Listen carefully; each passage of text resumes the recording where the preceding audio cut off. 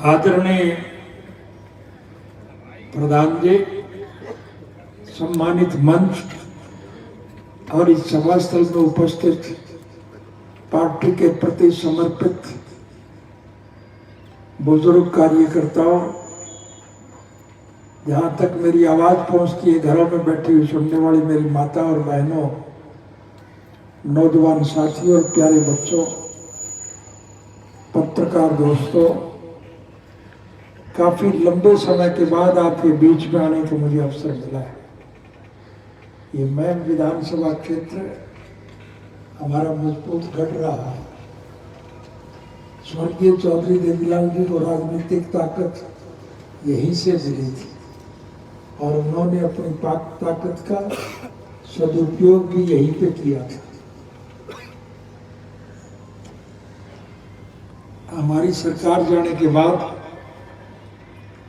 Congress party की सरकार ने योजनाबद्ध तरीके से एक साजिश और षड्यंत्र करके मुझे 10 साल के लिए जेल भिजवाया था।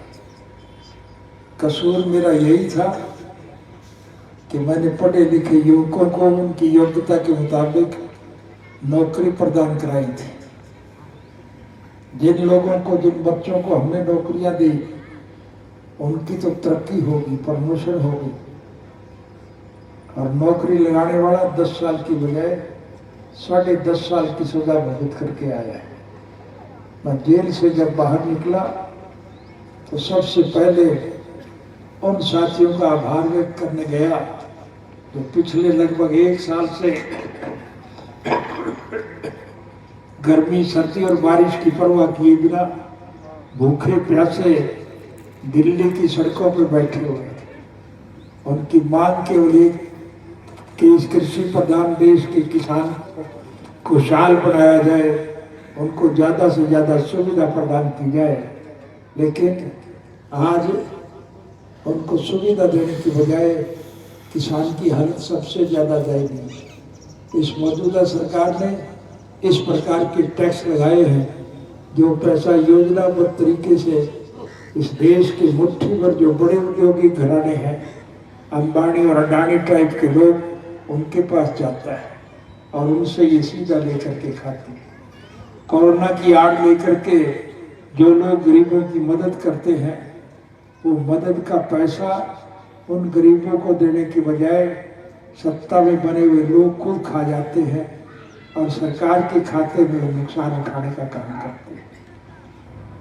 जब मैं उनके पास गया तो मुझे ये देख करके बहुत प्रसन्नता हुई कि आज किसान आंदोलन के माध्यम से उन लोगों में 36 बिरादरी के लोग बैठे, हिंदू, मुसलमान, सिख, ईसाई, चमार, धाणक, वाल्मीकि, रेगर, खटीक, खाती, कुम्हार, लुहार, मनिहार, सुनार, ब्राह्मण, बनिया, पंजाबी और कर्मचारी, कारखानेदार और मजदूर, किसान और कमेरा, 36 जात के लोग इस कुशासन से छुटकारा हासिल करने के लिए 1 साल से लगभग बैठे। मुझे बहुत अफसोस और प्रसन्नता हुई हमारे देश के लोग पुनः उसी पोजीशन में देश को लाने का संकल्प किया। मुझे दुनिया के लगभग 152 मुल्कों में जाने का मौका मिला था। सैर सपाटा करने नहीं गया था, मैं लोगों की आर्थिक, राजनीतिक और सामाजिक हालात की जानकारी हासिल करने के लिए गया था। और मुझे ये देख करके बहुत प्रसन्नता होती थी कि आज समूचे विश्व के स्तर पर भारतवर्ष एक ऐसा देश है जहाँ 36 बिरादरी के लोग आपसी प्रेम, प्यार और भाईचारे से मिलजुल कर अपने तीज त्योहार, होली, दिवाली, ईद और क्रिसमस हम आपस में प्रेम, प्यार और भाईचारे से मिलकर के बनाते थे। हमारे में कभी कोई मतभेद नहीं हुआ था। लेकिन बीजेपी की एक ऐसी सरकार आई जिसने जात पात का जहर फैला करके हमें आपस में बांटने का काम किया और देश की हालत सबसे ज़्यादा दयनीय हो गई। इसलिए आज देश का हर नागरिक उनके गलत कारनामों की वजह से दुखी है और इस सरकार का पतन करने का मन बढ़ाए बैठे हैं। मुझे यकीन विश्वास है कि जब भी चुनाव होगा, राष्ट्रीय स्तर पर इन लुटेरों का लोग सबक सिखाएंगे कमेरे इस देश के राजभाग के मालिक होंगे और लुटेरे जेल की सलाखों के पीछे बंद किए जाएंगे। इसलिए आपसे निवेदन करने आया हूं। मुझे हरियाणा प्रदेश एक एक गांव में जाना है। मैं एक एक गांव में जाऊंगा और अपनी पुरानी याद ताज़ा करूंगा। हमारे देश की एक परंपरा है, प्रथा है कि जनता जनार्दन अपने मताधिकार से सरकार बनाती है और फिर चुनी हुई सरकार की जिम्मेदारी होती है कि वो जनहित के कामों में रुचि ले, लोगों की मूलभूत जरूरियात पूरी करे। इसलिए लोग अपनी मांग को लेकर के सरकार के पास जाते हैं। मुख्यमंत्री ने मुख्यमंत्री का पदभार संभालने के बाद एक घोषणा की थी कि जो कोई मुख्यमंत्री निवास पर आकर के दरख्वास्त देगा उसका काम सबसे पहले किया जाएगा। मुझे एक दफा चंडीगढ़ जाने का मौका मिला और चंडीगढ़ में मैं अपने किसी मित्र से मिलने के लिए जा रहा था। जिस सड़क से मैं जा रहा था सड़क से उसी सड़क पर मुख्यमंत्री निवास था। मैंने गाड़ी रोक करके देखा, मुख्यमंत्री की वो खिड़की सूनी पड़ी थी, वहां पर कोई आदमी नहीं था। मैंने अड़ोस पड़ोस के लोगों से पूछा तो लोगों ने कहा यहाँ किस लिए आए थे? तो किसी का होता नहीं, कोई आता है उसे पुलिस के डंडों से पीट करके भगा दिया जाता है। हमने उसी दिन से संकल्प ले लिया था कि अगर कभी सरकार बनाने का अवसर मिला तो हम इस गलत परंपरा को बदलने का काम करेंगे। और जब आपके सहयोग और समर्थन से इंडियन नेशनल लोकदल पार्टी की सरकार बनी तो हमने सत्ता संभालने के बाद एक नई परंपरा कायम की। लोग सरकार के पास ना जाए, सरकार लोगों के पास जाती थी। सरकार आपके द्वार कार्यक्रम के तहत मैं हरियाणा प्रदेश के एक एक गांव में हर साल आता था कि नहीं आता था, और गांव के लोगों की तरफ से जो मांग रखी जाती वो हाथ की हाथ पूरी की जाती थी ताकि लोगों को कोई असुविधा ना हो। आज इस लुटेरी सरकार ने हमारी सरकार के वक्त में जो अच्छे काम किए थे, जो सड़कें हमने बनवाई थे वो टूट चुकी है, उसकी मरम्मत तक ये नहीं कर रहे।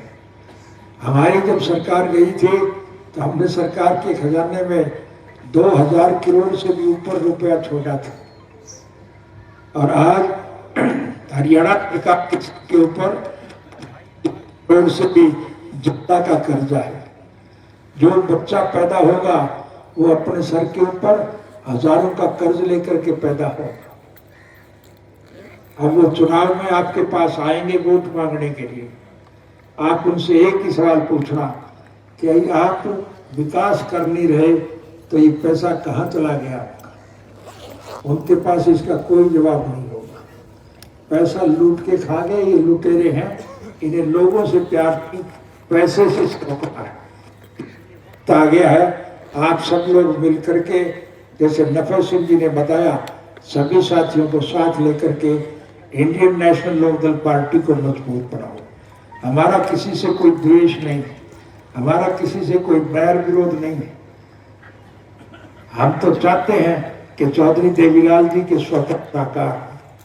चौधरी देवीलाल जी की एक इच्छा थी कि वो लोगों की मूलभूत जरूरियात को पूरा करने के लिए सारी उम्र संघर्ष में जूझते रहे थे। उनकी मांग थी कि आम आदमी की रोटी रोजी, कपड़ा, मकान, शिक्षा और स्वास्थ्य का प्रबंध सरकार की तरफ से किया जाए। ये नालायक सरकार वो कोई काम नहीं कर रही है, इसलिए अब नए सिरे से आपको अवसर मिलने वाला है। मैं ये दावे के साथ कह सकता हूँ कि आने वाली सरकार इंडियन नेशनल लोकदल पार्टी की होगी, क्योंकि आज आम आदमी की जबान पर एक बात है, हर आदमी ये मान के चलता है कि इंडियन नेशनल लोकदल पार्टी की सरकार बनेगी। उर्दू का एक मुहावरा है, आवाज एक अलग नगाड़ा एक खुदा, कि जनता की जो आवाज होती है वो परमात्मा का नगाड़ा होता है। इसलिए निश्चित रूप से आपकी सरकार बनेगी, और सरकार जब बनेगी तो जो दिक्कत और कठिनाइयां आपके रास्ते में आई है उन सारी कठिनाइयों को हम दूर करेंगे। अगर हमने अतीत में अच्छे काम किए हैं तो भविष्य में और ज्यादा अच्छे काम करेंगे, ये आपको यकीन करके मानना चाहिए। अभी जैसे नफे से बताया 3206 लड़कों को नौकरी करने की वजह से मुझे 10 साल की सजा काटनी पड़ी थी।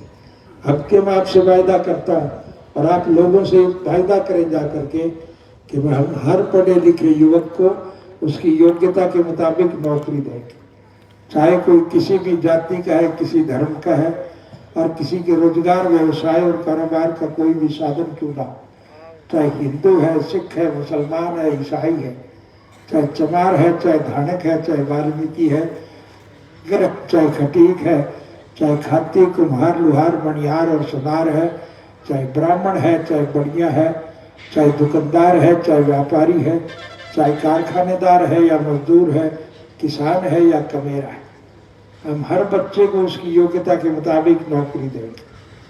और अगर किसी पढ़े लिखे युवक के माँ बाप ने किसी मजबूरी में आकर के वोट चाहे कहीं भी दिया हो, हम उसमें वोट की राजनीति नहीं करेंगे।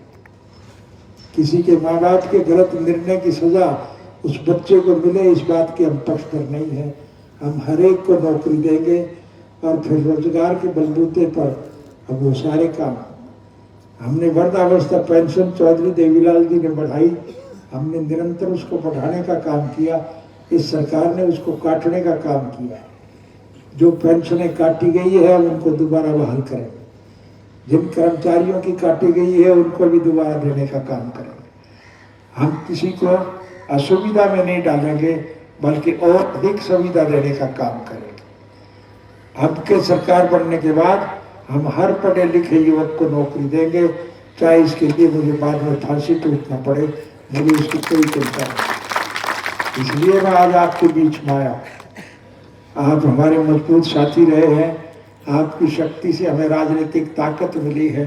चौधरी देवीलाल का राजनीतिक भविष्य महम से शुरू हुआ था और हम महम के लोगों के बड़े एहसानमंद हैं। हम बहुत मशकूर हैं आपके। इसलिए आपसे निवेदन करने आया हूँ कि हर रूठे हुए को मनाने का प्रयास करें, सबको साथ लेकर के चले।